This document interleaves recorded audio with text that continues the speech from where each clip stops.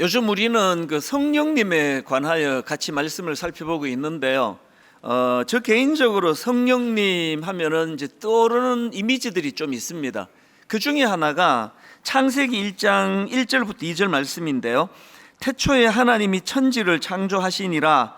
땅이 혼돈하고 공허하며 흑암이 깊음 위에 있고 하나님의 영은 성령님은 수면 위에 운행하시니라.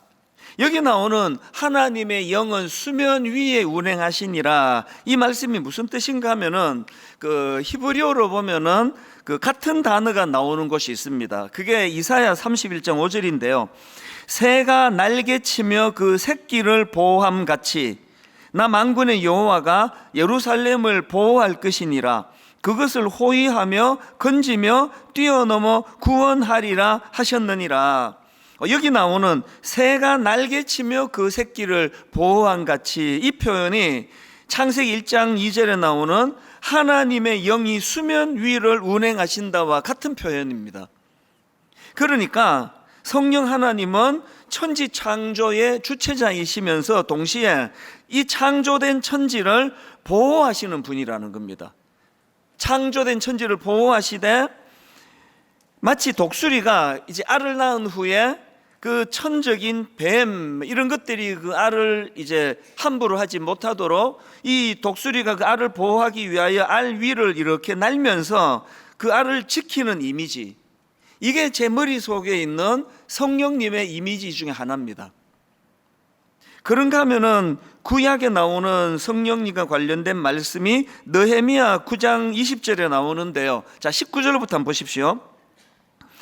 주께서는 주의 크신 긍휼로 그들을 광야에 버리지 아니하시고 낮에는 구름 기둥이 그들에게서 떠나지 아니하고 길을 인도하며 밤에는 불 기둥이 그들이 갈 길을 비추게 하셨사오며, 그리고 20절입니다.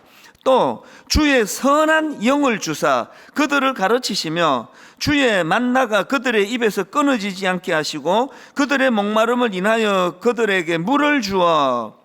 이스라엘 백성들이 이제 홍해를 건너 광야 생활하는 동안에 뭐 너무나 급작스럽게 그렇게 탈출을 하다가 보니까 아무것도 준비된 거 없이 뭐 그냥 뛰쳐나오다시피 한 거고요. 그리고 그 광야라는 것 자체가 결핍 아닙니까? 그런데 하나님께서는 그 결핍의 광야를 지나는 동안에 불기둥으로, 또 구름 기둥으로, 그리고 백성들이 배고플 때 만나로, 그리고 또 목이 마를 때 반석에 물을 공급해 주셨습니다. 그런데 하나님은 이런 외적인 공급만이 아니라 그들의 필요를 따라 외적인 공급도 주시지만 20절에 보니까 또 주의 선한 영을 주사 그들을 가르치셨다는 거예요. 우리가 자꾸 어떤 결과지상주의, 그리고 뭐 복, 그래서 이제 이 기복 신앙에 쩔어 있거나 혹은 또 무속 신앙에 빠지면 안 되는 게요.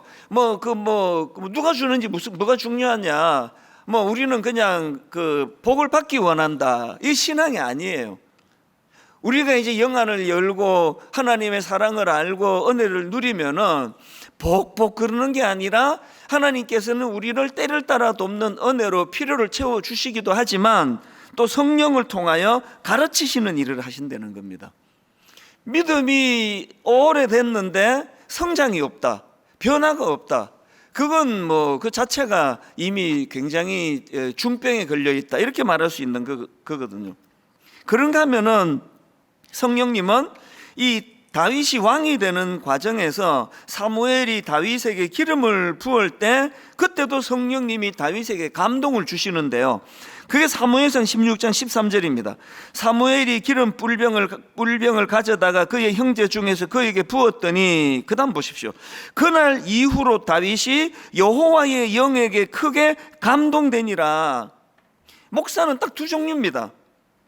목사 안수 받을 때 그냥 인간적인 절차만 받는 그런 인간적인 어떤 선배 목사가 머리에 손을 얹는 절차, 이것밖에 없는 그런 안수를 받은 목사가 있는가 하면은 다윗처럼 그 목사 안수를 받을 때 성령의 인도하심을 따라 성령의 충만함을 경험한 목사, 그리고 그 이후로 항상 이제 말씀을 전할 때도 그 말씀이 먼저 자기를 관통하고 성령님의 은혜를 먼저 누리고 그것을 전하는 그런 목회자가 있다, 그렇게 나눌 수가 있습니다. 그래서 저는 목사 안수 받기 전에 정말 두려웠습니다.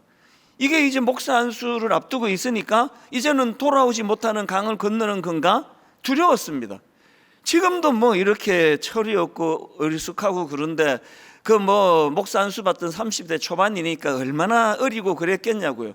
아무리 생각해도 제가 이렇게 이기적이고 나 자신을 위해 살기에 급급하고 이런 사람이 이게 이제 죽을 때까지 제가 주를 위하여 성도들을 위하여 그렇게 섬기는 삶을 살 자신이 없는 거예요.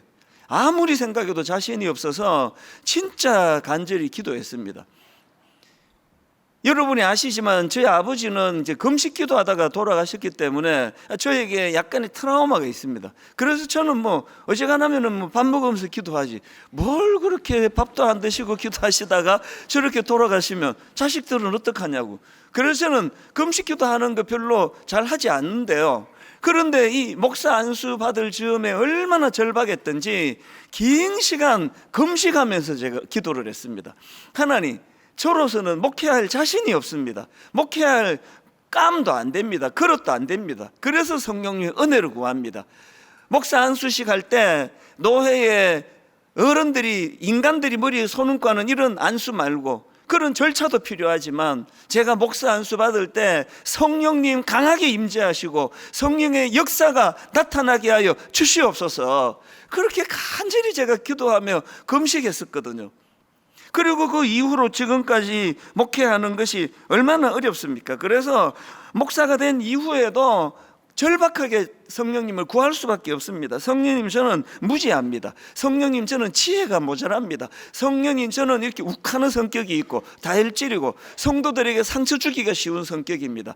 절대로 저를 방치하지 마시고 성령님 저에게 임재하시고 저를 인도하여 주시기 원합니다. 이게 제 간절한 기도 제목이에요.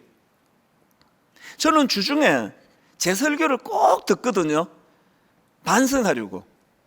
그래서 제가 이제 그 만보를 걸으면서 제 설교를 이렇게 들으면 참 힘들어요. 그래서 중간에 끌 때가 많아요. 지난주도 그랬습니다.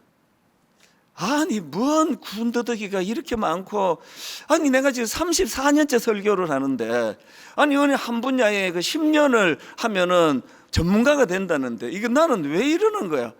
그래서 이게 참 마음이 괴로울 때가 있거든요. 그런데 설교한 제 스스로가 이렇게 설교가 만족이 안 돼서 반성하고 또 반성하는데 이런 설교를 듣고 눈물을 흘리고 은혜를 받고 이런 분들이 계시단 말이죠. 그거는 저와 상관없는 일이에요. 그래서 성령님이 개입하신 거예요. 성령님이 누가 설교하든지 간에 은혜를 주시도록 마음에 충만함이 있었기 때문입니다. 저희 교회에 그 청년부에서 신앙생활 하다가 이제 결혼하면서 캐나다로 간 자매가 있습니다. 이번에 이제 그 출산하려고 그렇게 이제 한국을 방문해 갖고 저한테 인사를 왔더라고요. 이 자매가 저를 만나자마자 목사님, 그 캐나다에 자기가 다니는 교회의 그 권사님이 이찬수 목사님 만나면 이거 꼭 전해드려라, 그 말이 있다는 거예요. 그러면서 하는 말이 캐나다의 뭐 어느 지역인가 마약 중독에 빠진 어떤 성도님이 계셨대요. 그 이분이 이제 마약 중독으로 굉장히 힘드셨는데 이찬수 목사님 설교를 2년인가 3년인가 지속적으로 들으면서 마약 중독이 치료가 됐다는 겁니다. 그걸 꼭 전해달라 그래서 제가 그 얘기 듣고 볼펜을 꺼내갖고 그거 좀 자세히 얘기해봐라. 그거 어떻게 됐다고? 그거 제가 다 받아 적었어요. 그 오늘 내가 이거를 잘 내가 전하겠다고. 그거는요 자랑하려고 그 받아 적은 게 아니라 본인이 만족이 안 되는 설교, 본인이 참 은혜가 이게 왜 이렇게밖에는 설교를 못하는가 그래서 듣다가 중간에 끌 수밖에 없는 그 설교라도 성령님이 개입하시니까 거기에 여러분 마약 중독이 치료된다는 거, 이게 보통 일이 아니잖아요. 그 내면에 굉장한 악한 영이 인이 박혀 있는 그런 것들이 중독에서 치료가 됐다. 그래서 그걸 너무 기뻐하니까 한국에 가서 이찬수 목사님 만나면 꼭 전해드려라. 그래서 이 자매가 막 잊어버릴까 봐 그렇게 목사님한테 내가 전해드립니다. 그럴 때 참 기쁜 거죠. 와, 역시 내가 설교는 잘해. 이래서 기쁜 게 아니라 그래도 이 강단에 성령님이 일하고 계시는구나, 성령님이 개입하고 계시는구나, 이것이 제게 너무나 감사가 되는 그런 은혜가 있다는 거죠. 그런가 하면은 에스겔 선지자도요, 이 인간이 범죄하고 타락하면 그 마음이 돌처럼 굳어지는데요, 이렇게 굳어진 마음을 변화시키는 분이 성령님이시라는 겁니다. 에스겔 11장 19절입니다. 내가 그들에게 한 마음을 주고 그 속에 새 영을 주며 그 몸에서 돌 같은 마음을 제거하고 살처럼 부드러운 마음을 주어. 에스겔 36장 26절 또 새 영을 너희 속에 두고 새 마음을 너희에게 주되 너희 육신에서 굳은 마음을 제거하고 부드러운 마음을 줄 것이며. 제가 목사가 되는 것이 왜 두려웠느냐 하면은, 저는 어릴 때부터 고집이 세고 하여튼 누구랑 말싸움 하면은 막 끝까지 앉으려고 하고 오기가 많고 그런 성격인데, 이걸로 도대체 내가 어떻게 목회를 할 수 있느냐고, 이걸로 내가 성도들을 얼마나 많이 다치게 하고 상처를 줄 수 있게 하느냐고, 그래서 제가 두려웠거든요. 그리고 참 제가 그 어릴 때 생각하면 못됐어요. 아니, 어머니가 그렇게 소원을 갖고 기도하시면서 네 목사가 돼서 네 아버지 뒤를 이으면 좋겠다, 목사가 되라 그러는데, 거기다 대고 제가 참 못된 말을 많이 했죠. 이렇게 말했습니다. 엄마, 나는 목사 빼고는 다 할 거예요. 이 얼마나 못된 말이에요. 그렇게 못된 말을 하고 그랬던 전데요. 그런데 제가 목사가 되고 지금 30 몇 년이 지금 흘렀는데, 참 시시때때로 내 부족함을 느낄 때마다 성령님은 저의 가이드가 되어주시고 저의 아버지가 되어주시고 저의 안내자가 되어주시고, 그래서 참 하나님이 저에게 이 돌처럼 굳은 마음을 부드럽게 해주셔가지고요, 요새는 제가 참 신비로운 걸 경험해요. 이렇게 다혈질인데 이 성질이 안 올라와요. 이게 올라와야 되는데 이래야 되는데 아니, 성질이 안 올라와요. 그리고 신기하게 누가 뭐라고 찝쩍거려도 요새는 화가 안 나요. 그것도 전문가가 보시면 목사님 그게 병이에요 그러실지 모르겠는데요, 하여튼 뭐 이상해졌습니다. 저는 믿어요. 내가 그들에게 한 마음을 주고 그 속에 새 영을 주며 성령을 주셔서 내 몸에서 돌 같은 마음을 제거하고 살처럼 부드러운 마음을 주신다. 이런 내용의 글들을 제가 조병수 교수님이 그 성경이 가르쳐준 성령이라는 책에서 열거한 사례들을 쭉 묵상을 하면서 하나같이 다 동의가 되는 겁니다. 성령님은 우리 마음 안에 이 악한 세상에 물들지 아니하고 이 악한 세상이 변화되기를 기도하는 마음을 주시는 분도 성령님이에요. 그런가 하면 성령님은 우리 개개인의 삶에 영향을 끼쳐서 단에서 설교하는 저부터가 지금 고백하잖아요. 내버려두면 돌같이 굳어지고 내버려두면 고집불통이 될 수밖에 없는 우리 인생을 너무나 부드러운 사람으로 그렇게 만들어 주시는 거거든요. 그래서 가끔씩 이제 너무 인상 좋은 그 남자 집사님 이렇게 만나면 가끔씩 얘기해요. 목사님이 저를 모르셔서 그런데요, 옛날에 저 뭐 대단했습니다, 보통이 아니었습니다 그러는데 사실 안 믿어져요. 너무 온순하게 그렇게 부드러운 말로 제가요 뭐 이렇게 얘기하는데 그 믿어지나요 어디? 근데 다 바뀌어서 그렇다는 거예요. 그 일을 하신 분이 성령님이라는 거거든요. 오늘 본문에도 보면은 예수님께서 성령님을 소개해 주시는데요, 요한복음 14장 16절입니다. 내가 아버지께 구하겠으니 그가 또 다른 보혜사를 너희에게 주사 영원토록 너희와 함께 있게 하리니. 여러분, 그 보혜사는 곁에 있으면서 도와주는 자, 이런 뜻이라고 제가 풀이해 드렸는데요, 근데 여기서 중요한 것은 지금 예수님이 성령님을 곁에 있으면서 도와주는 자라는 뜻을 가진 보혜사라고 그렇게 설명을 해 주시는데, 특이한 거는요, 또 다른 보혜사라 그러는 겁니다. 그 제가 이걸 뭐 익히 알고 있는 말씀이지만 이번에 이걸 한번 제가 좀 묵상을 해봤습니다. 그리고 좀 연구를 하다가 깨달은 게 하나 있는데요, 이렇게 말씀하신 맥락이 있으시더라고요. 왜 그러냐 하니까 지금 왜 이런 표현을 쓰시는가 하니까요, 지금 이 말씀의 상황과 배경이 이게 보통 심각한 상황이 아닙니다. 지금 이 말씀은요, 이제 예수님께서 원수들에게 잡혀 십자가를 지시기 직전의 상황이에요. 그 상황에서 제자들에게 긴 고별 설교를 하시는 그 과정에서 주신 말씀인데, 거기에 긴 고별 설교에 성령님에 대한 말씀을 여러 차례 언급을 하십니다. 그리고는 또 다른 보혜사를 보내주신다는 게 무슨 의미를 갖고 있느냐, 제가 사랑의 교회에서 청소년 사회 갈 때 옥하는 목사님이 이제 은퇴가 2년 남았다, 은퇴가 1년 남았다 그럴 때 모든 성도님들이 불안해하고 그랬던 걸 제가 기억을 하거든요. 아니 이제 우리 옥하는 목사님 은퇴하시면 우리는 어떻게, 아니 목사님 진짜 은퇴하신다 그러네? 그럼 우리는 어떻게 되는 거야? 여러분, 한 인간 지도자로 참 그렇게 존경받고 목회를 잘하시는 그런 담임 목사님이 은퇴하시고 떠나신다 하는데도 그렇게 마음이 불안하고 걱정이 많고 그러셨다면, 지금 제자들의 입장을 한번 생각해 보시라고요. 아니 지금 지난 3년 동안 주님과 동고동 나가며 같이 먹고 같이 산책하고 같이 대화하고 주님에게 직접 꾸지람을 듣고, 우리는요 성령이나 성자 예수님이나 다 영으로 만났지 육으로 안 만났기 때문에 이 심정을 몰라요. 그런데 지금 제자들에게 예수님은 육으로 만난 거잖아요. 이제 그 예수님이 십자가 지시고 그들을 떠나간다고 하니까 모든 제자들이 두려움에 빠져 있는 거 아닙니까? 그때 예수님이 약속의 말씀이 이거거든요. 성령을 보내주시겠다는데, 그는 보혜사인데 어떤 보혜사라고요? 또 다른 보혜사라는 거예요. 무슨 뜻인지 아시겠죠? 그 모든 제자들에게 주님이 안심시켜 주시는 것이, 이제 너희들이 만나게 될 성령님은 나랑 똑같이 육신을 입고 만나 나랑 똑같이 너희들 곁에 계시며 너희들을 인도해 주시는 그런 분이시다. 그러니까 여기서 강조하는 또 다른 보혜사라는 것은 어떤 인격체를 가진, 실체를 가진, 대면할 수 있는 그런 분으로서 지금 묘사를 하고 있는 거거든요. 이런 점에서 저는요, 한국교회가 왜 문제가 많고 어려움이 생겼는가, 그거를 저는 좀 알게 되는 거거든요. 이제 한국교회가 가진 문제가 뭡니까?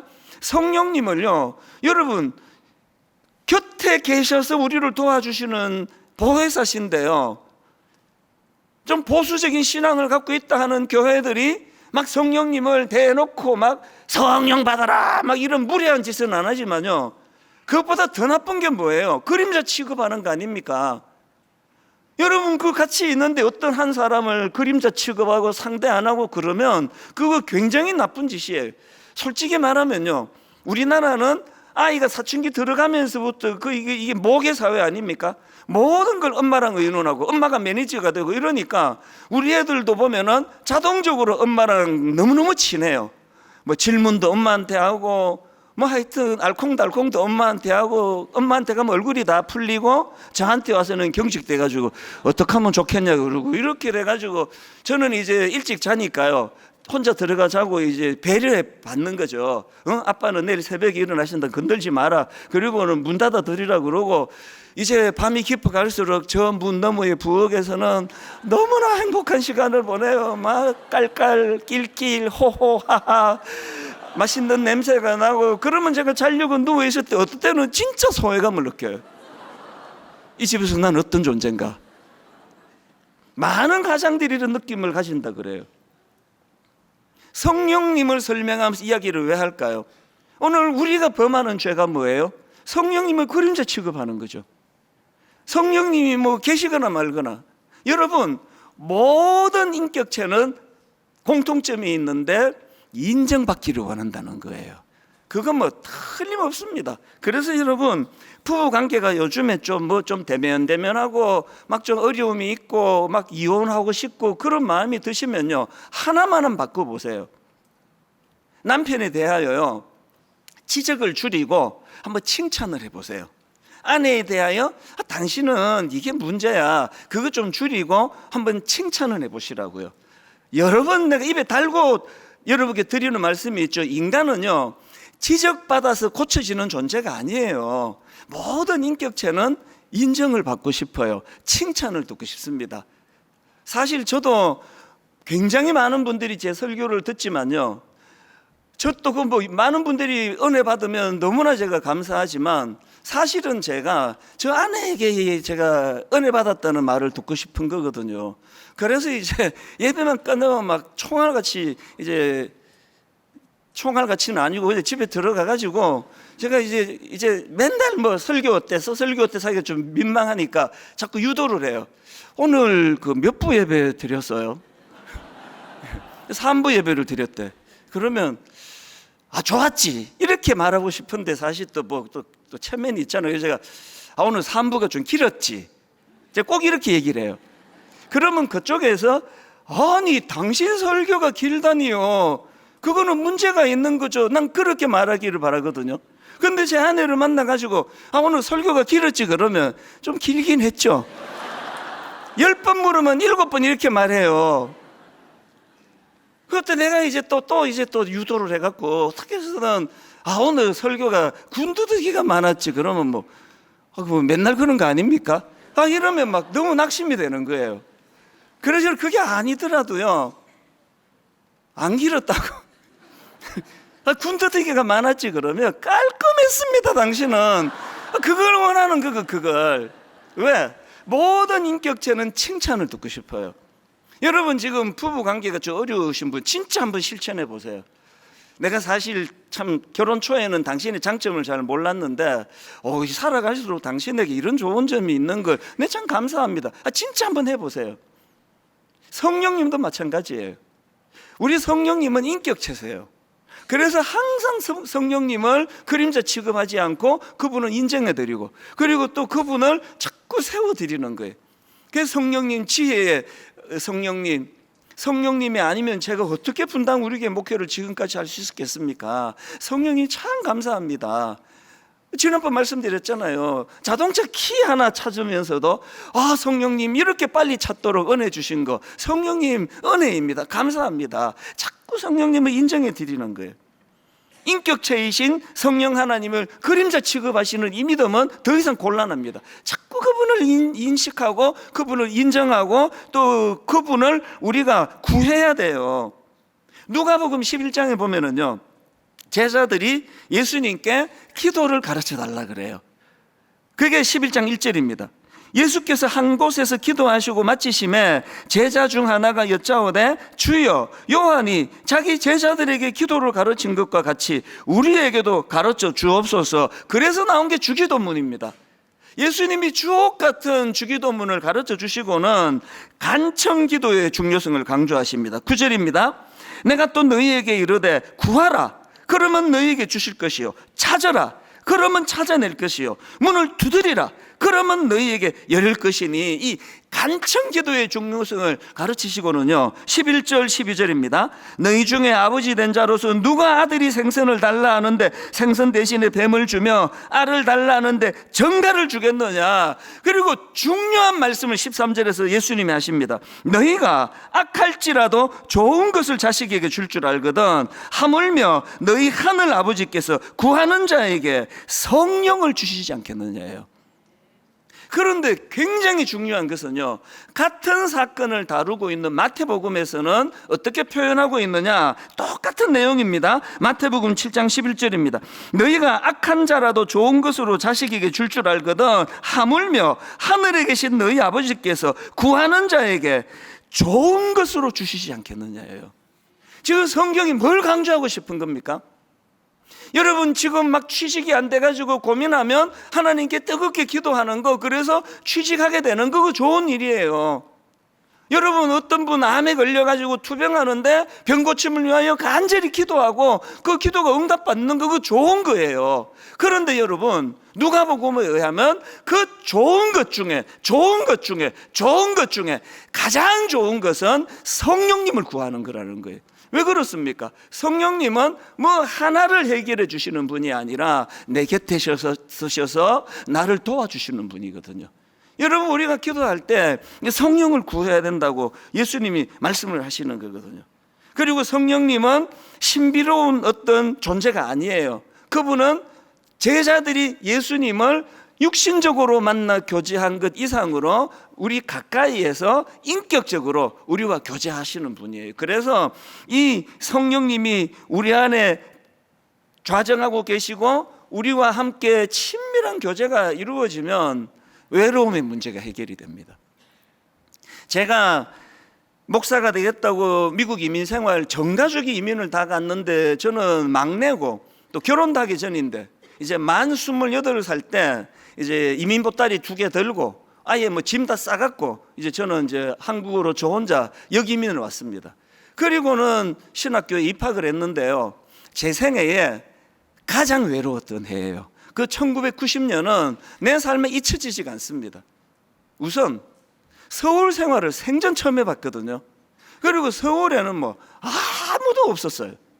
유일하게 어릴 때부터 지냈던 내 모교회 친구가 이제 이 친구가 결혼하고 이제 서울로 송파에 이제 직장을 얻어갖고 이제 송파에서 살고 있었는데요. 야, 정말 외로웠습니다. 그해 여름에 이상하게 왜 미국에 안 들어갔는지 기억이 안 나는데 좀 비장했겠죠. 그래서 이제 신학대학원은 경기도 양지에 있는데 여기 서울 사당동에 있는 학부 기숙사로 가가지고 얹혀 살았어요. 일주일 내내 한마디도 못할 때가 있는 거예요. 너무너무 외로웠습니다. 그 친구한테 그 신혼인데 계속 찾아가기가 그 민망하잖아요. 그랬는데 어느 날 그 친구가 나한테 복된 소식을 전해줬어요. 어느 날 자기가 이제 고향에 간다고. 그게 2박 3일이었던 것 같아요. 이제 집에 와 있으라는 겁니다. 도둑도 지켜줄 겸. 그래서 제가 너무 고마웠어요. 그 친구 집에 2박 3일에 가 있는데 금요일 날 가서 막 진짜 행복했습니다. 이제 오랜만에 사람 냄새 나는 뭐 침대도 네 마음대로 쓰고 냉장고 뭐 음식 좀 넣어놨는데 네 마음대로 꺼내 먹어라. 어릴 때 친구고 그 부인도 또 내 친구 동생이에요. 그래서 이제 너무 편하게 거기서 하루를 잘 지냈는데요. 토요일 오후에요. 나갈 데가 없는 겁니다. 송파에서 그 반지하에 나갈 데가 없는 겁니다. 답답해지기 시작하는 거예요. 또 그 토요일 오후에 막 굉장히 답답해가지고요. 그러고 있는데 이제 그 친구가 그 기타가 있더라고요. 저도 그때 대학부 찬양 인도하고 그럴 때인데요. 우리 애들한테 말하면 아무도 안 믿어. 아빠 목소리에 무슨 찬양 인도를 하셨냐고 그러는데 네, 정말 참 답답해요. 제가 찬양 인도를 어느 정도 잘했냐 하면 지금 제가 분당 우리 교회에 제가 사역자로 있으면은 이동선 전도사 여기 없습니다. 아무도 안 믿으시는데요. 제가 찬양 인도하고 그랬는데 이제 기타가 있으니까 이제 기타를 들고 찬양을 이제 부르기 시작했습니다. 뭐 찾고 뭐고 필요 없습니다. 새틀처럼 하는 게 시간인데 1장부터 부른 거 1장부터 1장 펴놓고 찬양하고 2장 찬양하고 3장 찬양하고 제가 이렇게 찬양을 쭉 부르다가 보니까 이 찬양을 만났어요.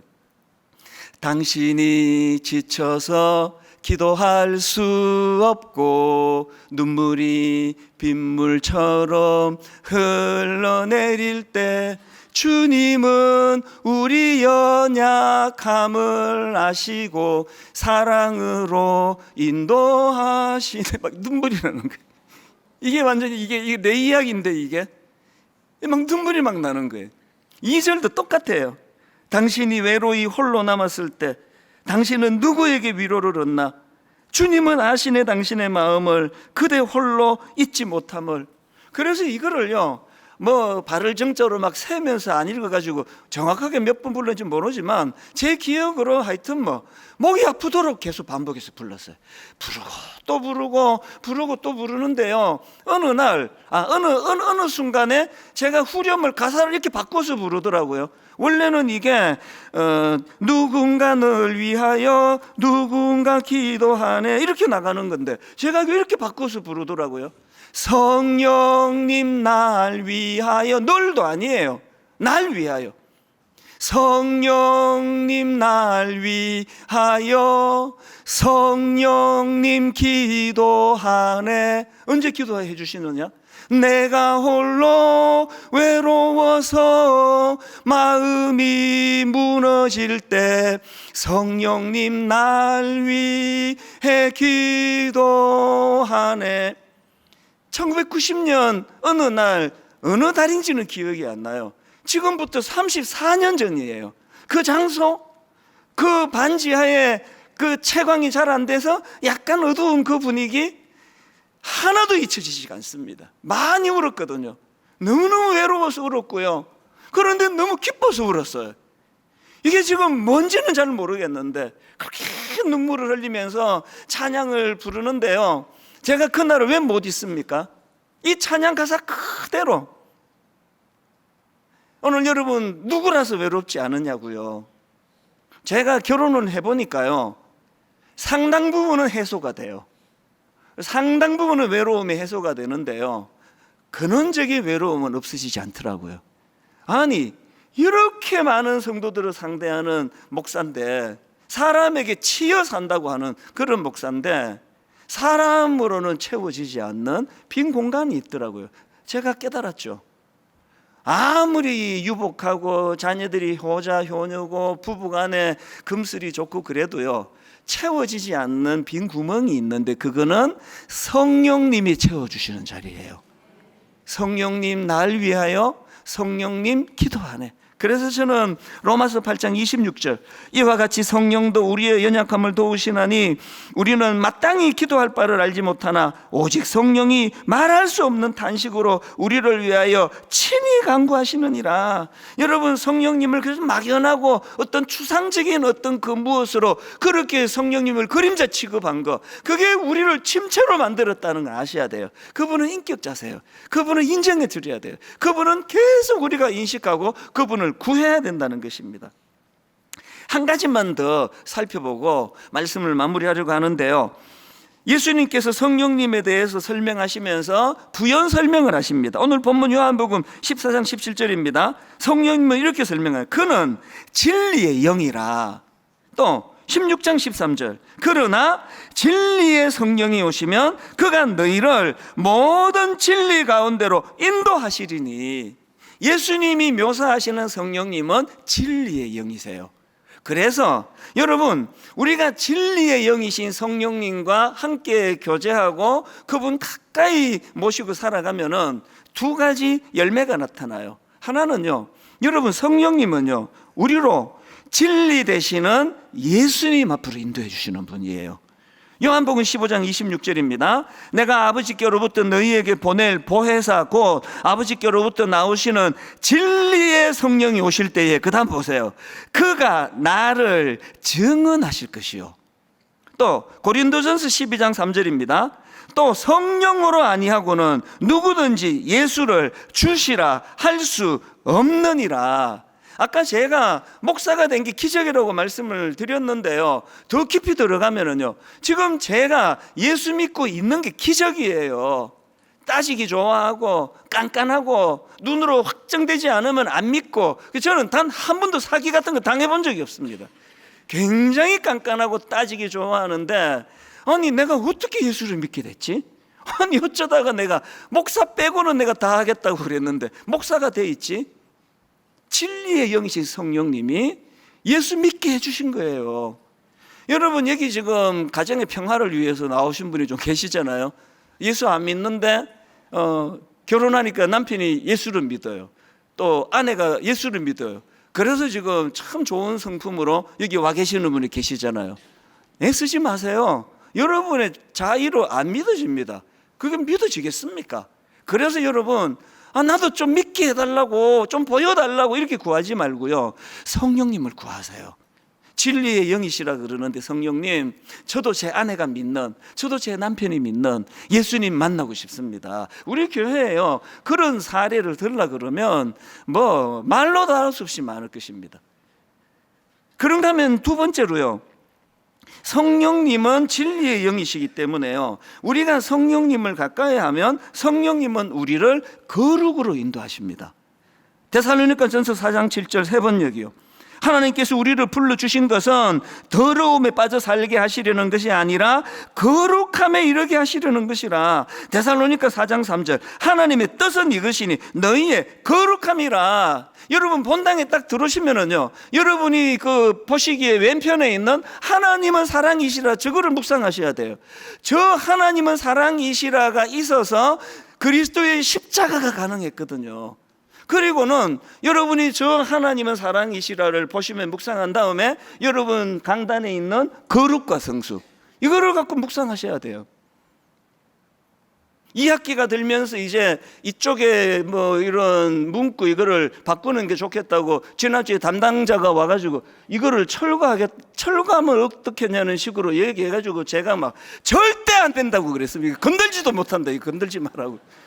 내 눈에 흙이 들어가기 전에는 이거 못 건든다 라고는 말하지 않았는데요, 그런 마음으로 얘기했습니다. 이거는 계절 따라 바꾸는 게 아니다. 여러분 여기 딱 앉으시면 하나님은 사랑이시라, 십자가를 가능하게 하신 그분을 묵상하고 거룩과 성숙을 보셔야 돼요. 그리고 이번 한 주간 나는 거룩했나? 이 악한 세상에, 이 오염된 세상에 이번 한 주 나는 거룩을 추구했나? 이거 점검해 보셔야 됩니다. 그리고 여러분 안에 참 내가 부끄럽게도 이번 한 주간 내가 참 거룩을 잃은 적이 많이 있구나, 그러면 이번 주에 내가 더 애를 써야지, 이게 아니에요. 성령님을 구해야지. 이번 한 주간 성령님, 참 저는 이렇습니다. 내버려두면 이렇게 이탈하고 내버려두면 엉뚱한 데 빠지는 저입니다. 결론을 제가 이렇게 맺는데요, 요즘 저는 가평 우리 마을이 너무 감사해요. 오픈한 지 얼마 되지도 않는데 거의 지금 주말에 만실이 일어나고 많은 분들이 가평을 방문하는 것도 감사하지만요, 거기서 일어나는 놀라운 역사, 이게 저를 너무 감사하게 합니다.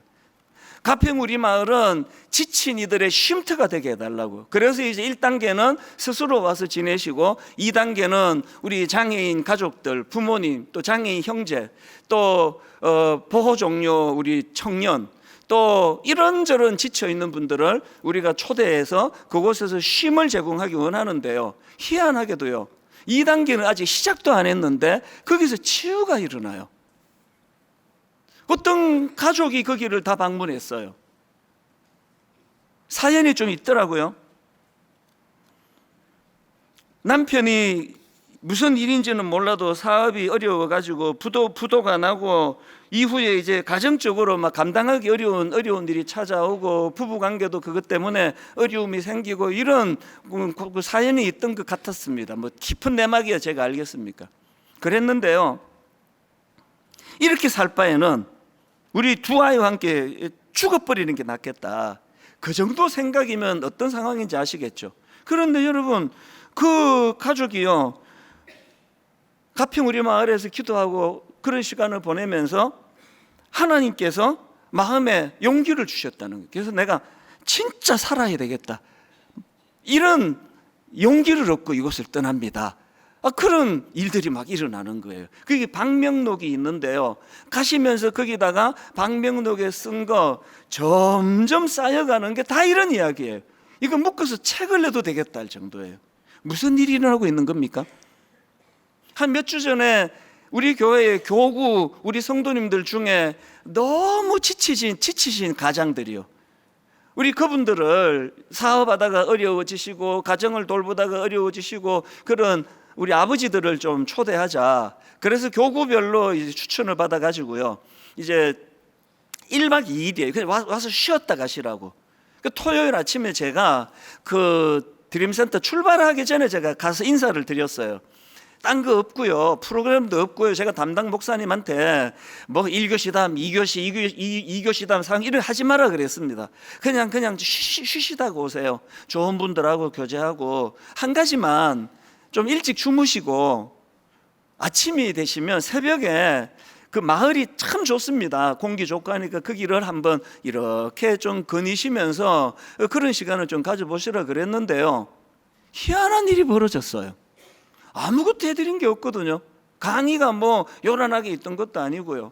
그랬는데요, 그 아빠가 그렇게 이제 지쳐서 추천받아서 쉬러 가신 그 아빠를 둔 우리 청년부 자매가 저한테 메일을 보내왔습니다. 이런 요지예요. 최근에 아빠가 직장에서 과도한 스트레스를 받고 원인 모를 건강 쇠약이 오셔서 몇 달간을 집에서 쉬고 계시는데, 아빠가 가평을 다녀온 후로 하시는 말씀이 환골탈퇴가 된 것 같다, 이런 말씀을 하시더라는 거예요. 이곳에서 경험한 이 마음을 내 평생 잊지 않고 살고 싶다, 그런 기도 제목으로 고백을 하시더라는 거예요. 제가 느끼기로 그 아버지께서 초신자인 것 같은데, 그 딸의 편지를 한번, 저한테 보낸 편지를 읽어드리고 말씀을 마치겠습니다. 이렇게 썼더라고요. 가평 우리 마을의 곳곳이 하나님의 위로로 가득 차 있다는 것 같다고 하셨어요. 그곳에 있기만 해도 마음이 차분해지는 것을 경험했다고요. 집으로 돌아오신 아빠의 얼굴은 2달 동안 가지고 있던 지치고 핏기 없는 얼굴이 아닌 누구보다 생기 있고 에너지 넘치는 상태였습니다. 하나님의 은혜와 하나님의 위로와 함께 가신 분들과 서로의 아픔을 나누며 처음으로 느끼게 된 공동체원들과의 교제가 아빠에게 가득히 채워져 있음을 보았습니다. 이게 교회예요. 막 그날 막 엄청난 프로그램 갖고 막 다 뒤집어 놓는 강의를 하고, 그래서 변화가 일어나면 어떤 면에서는 그건 좀 인위적이에요. 아무것도 한 게 없습니다. 그냥 그 기도의 공간 안에 머물고 거닐고 거기에 같이 어려움을 당하는 분들과 마음을 나누고 기도를 해서, 제가요 이 그 딸의 편지를 받자마자 환골탈퇴를 제가 단어를 찾아봤습니다. 이 환골탈퇴란 뜻이 사전적으로요, 뼈와 살이 바뀐다, 이런 뜻으로 완전히 바뀌거나 혁신적인 변화를 의미하는 말이다. 아니, 그날 하루 자고 와서 무슨 일이 있었길래 환골탈퇴, 뼈와 살이 바뀌는 일이 있었다고 고백을 하느냐고요. 분당 우리 교회는 이런 교회가 되기를 원합니다. 막 목사가 인위적으로 막 쥐어짜는 이것도 뭐 해야 되겠지만, 성령님이 일하시는 교회, 성령님이 만져주시고 성령님이 치유하는 교회. 우리 오늘 이 찬양 참 오랜만에 불러보는데요, 제목이 성령이 오셨네요. 허무한 시절 지날 때, 깊은 한숨 내쉴 때 그런 풍경 보시며 탄식하는 분 있네. 2절에 보니까 억눌린 자, 갇힌 자, 자유함이 없는 자, 피난처가 되시는 성령님 계시네. 오늘 여러분, 이론으로 이 설교를 듣는 것도 귀하지만 한번 영으로 느껴보세요. 성령님은 인격체시고 그분은 실체라고 하는데, 설마 뭐 저 이찬수 목사가 뭐 거짓말이야 하겠나? 자기가 경험한 그 성령님이 그 외로운 상태에서 눈물을 회복시켜 주신 분이라고 한다면, 우리 한번 이 찬양을 마음으로 사모하면서 같이 불러보기 원합니다.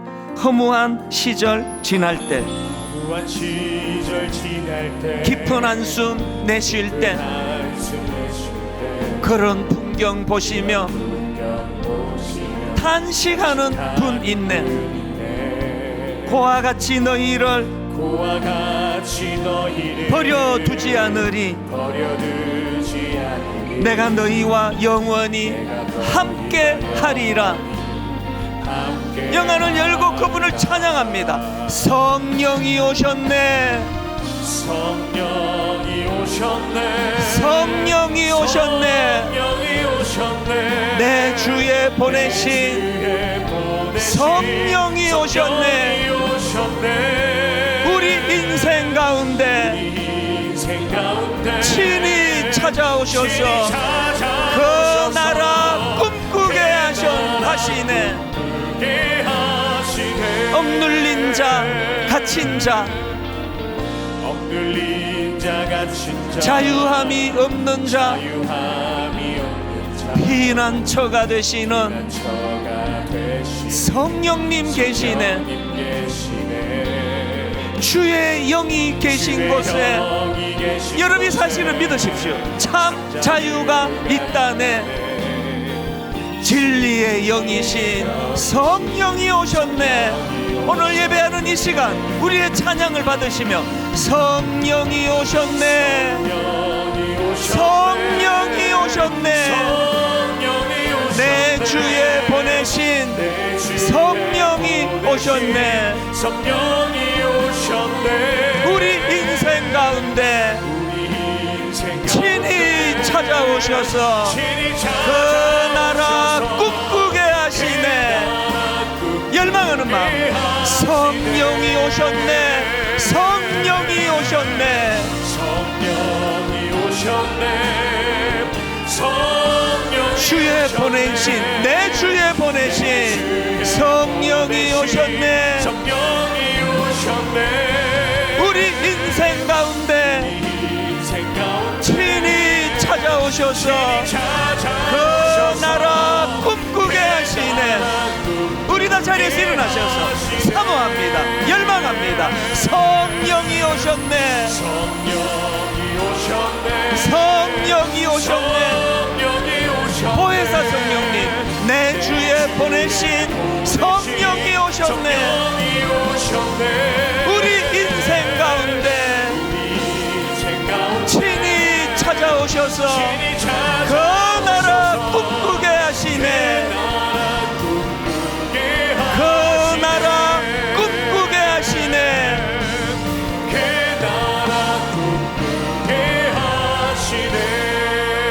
여러분, 제가 인용해드렸던 가평 우리 마을을 가족이 찾았는데 오죽했으면 나 이렇게 사느니 이 두 아이와 함께 죽는 게 낫겠다, 그렇게 꿈을 잃어버린 어떤 그 한 가정을 뭘 인간이 뭘 특별하게 해드리는 거 없습니다.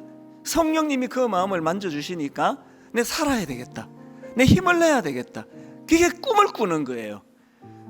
90년 신학교 1학년 시절에 서울 생활이 너무 외롭고 또 외롭고, 그때 환경이 하나도 달라진 거 없는 반지하 빛이 침침하게 들어오는 그곳에서 성령님이 제 마음에 그 외로움을 거두어 주시니까 34년이 지난 지금까지 그 순간을 잊지 못하는 거거든요. 정확하게 그때를 기억하는 거거든요. 오늘 우리가 하나님 앞에 은혜를 구하면 좋겠습니다. 성령님, 저는 성령님을 그동안 그림자 취급한 것 같습니다. 이제 그분의 인격성을 갖고 오신 인격체이신 그분을 인정해드리고 그분 앞에 내가 늘 고백하며 은혜를 받아 보혜사 성령님 제 심령에 임재하여 주시옵소서. 우리 각자의 기도 제목을 가지고 우리 함께 통성으로 같이 기도하시겠습니다. 살아계신 하나님 아버지, 오늘 예배 가운데 임재하여 주시고 아버지 종이 은밀하게 말씀을 전한다 할지라도 성령님께서 각자의 심령 속에 하나님 아버지 터치하여 주시고 진리의 영으로 그들 마음속에 은혜로 인도하고 계시는 것 주님 앞에 감사를 드립니다. 오 하나님 아버지, 우리 모두는 다 연약합니다. 우리 모두는 다 아버지 지혜가 없어 어리석은 자들입니다. 우리는 하나님 모두가 다 이 세상에 찌들려 살고 있습니다. 우리는 지쳐 있습니다. 아버지, 우리는 꿈을 잃어버렸습니다. 하나님, 우리는 허무한 마음을 가지고 기쁜 한숨을 내십니다. 하나님, 우리는 엉눌려 있고 갇혀 있습니다. 하나님, 우리는 자유가 없습니다. 오 하나님, 피난처가 되시는 성령님, 오늘 예배하는 저들 가운데 임재하여 주시옵소서. 오 하나님, 각양각색의 다른 모양을 하고 이 자리에 앉아있지만 성령님, 한 성령님으로 오셔서 이곳에 임재하여 주시고 성령 충만으로 역사하여 주시옵소서. 그래서 하나님, 진리의 영이신 성령님이 이곳에 오셔서 그 주님의 거룩함을 우리가 닮아가기를 원합니다. 오 주님, 우리가 예수 그리스도를 잘 알지를 못합니다. 성령님, 우리가 이곳 예수님 앞으로 인도하여 주시옵소서. 예수 믿게 하여 주시옵소서. 예수가 보여지게 하시고 예수 그리스도가 믿어지게 하여 주시옵소서. 이 모양 저 모양 우리의 상한 마음을 주님 앞에 올려드리오니 오 하나님, 예배 가운데 임재하여 주시고 역사하여 주시고 예배 가운데 아버지 영원의 일국은 성령님을 바라볼 수 있도록 주님 인도하여 주시옵소서. 진리의 성령님, 진리의 성령님이 함께 하심으로 말미암아 우리가 점점 더 거룩해 세워져 가기를 원합니다. 정직해서 가기를 원합니다. 점점 더 주님의 거룩함을 닮아가는 믿음의 역사가 일어나게 하여 주시옵소서. 역사하여 주시옵소서. 역사하여 주시옵소서. 진리의 영으로 임재하여 주시옵소서. 우리가 될 수 있도록 주여 인도하여 주시옵소서.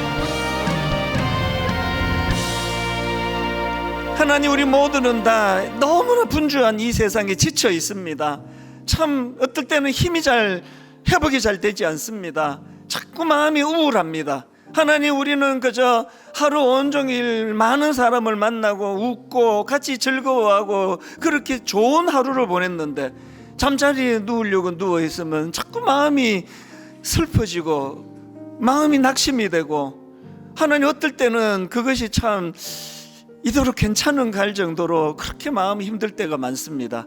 이제 하나님, 그럴 때 성령님을 찾기를 원합니다. 성령님, 저는 아무리 대인관계가 좋고 좋은 남편 아내를 만나고 자녀들이 무사하게 잘 자라줘도 채워지지 않는 내 마음에 빈 공간이 있습니다. 그래서 외롭습니다. 그런 마음을 주님 앞에 고백하며 내 마음의 이 빈 공간, 이 허무하고 허전한 이 공간은 성령님의 자리인 줄로 믿습니다. 그렇게 고백할 수 있도록 도와주시옵소서. 하나님, 이번 한 주간 저들의 삶 가운데 오늘 주신 이 말씀이 늘 이것이 마음에 대내어지고 사모함이 이루어지고 그리고 갈급해지고, 그래서 성령님을 구할 때 어떤 역사와 은혜가 일어나는지를 우리 초신자분들이 그것을 맛보고 경험하는 한 주간이 되게 하여 주시옵소서. 하나님, 부부간에 어려움이 많고 서로 오해가 많고 상처를 많이 받은 그런 가정이 있다고 한다면 이제 하나님, 이 한 주간 그저 부부가 대화를 많이 하면 할수록 상처밖에 없고 어떻게 잘해보자고 애를 쓰면 쓸수록 결과는 마음이 상하는 것밖에 없다고 할 때 하나님, 그들 사이에 성령님 임재하여 주시옵소서. 지혜로우신 성령님 중재자가 되어주시고 성령님께서 이 부부를 어떻게 인도하는가를 한번 경험할 수 있도록 역사하여 주시옵소서. 오늘 예배 가운데 그 허전한 마음을 주님이 어루만져 주시고 너의 그 외로운 거 내가 다 안다. 십자가에서 나도 참 그런 외로운 시간을 보냈다. 우리 주님의 말씀이 선포되는 그 은혜가 성령님의 인도하심으로 말미암아 일어나도록 함께하여 주시옵소서.